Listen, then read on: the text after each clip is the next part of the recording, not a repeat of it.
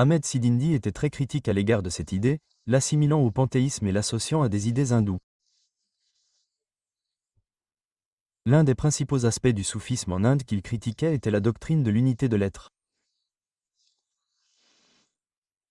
Nous abordons ici un peu de théologie. En général, comme je l'ai dit, les soufis suivent les écoles théologiques établies, mais ils se distinguent des non-soufis par leur insistance sur l'imminence de Dieu dans le monde et la possibilité d'atteindre l'intimité avec lui dès cette vie. L'objectif d'une grande partie de la pratique soufie, dans tout le soufisme, peut être considéré comme le concept connu sous le nom de FAA, qui signifie annihilation. Il s'agit de l'annihilation du soi individuel dans la réalité absolue qu'est Dieu. Ce concept a été interprété de multiples façons au cours de l'histoire. Mais généralement, il ne s'agit pas de l'idée que l'individu est réellement uni ou fusionné avec Dieu.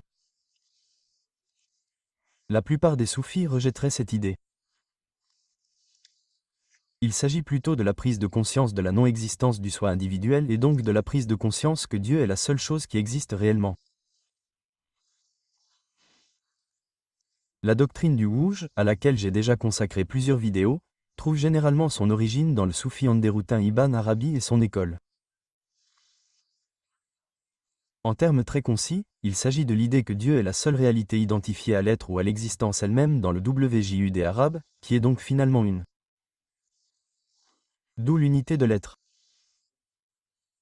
Ahmed Sidindi était très critique à l'égard de cette idée, l'assimilant au panthéisme et l'associant à des idées hindoues. Il proposa donc une modification de cette doctrine, qu'il appela l'unité du témoignage.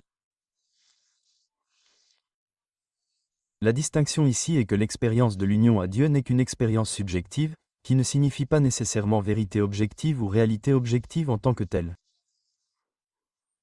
On tente ainsi de maintenir la séparation absolue entre Dieu et la création. Mais comme l'ont souligné de nombreux érudits comme William Kittick, cette idée repose en réalité sur une mauvaise compréhension de la doctrine arabiste. Et en y regardant de plus près, on se rend compte qu'ils disent essentiellement la même chose.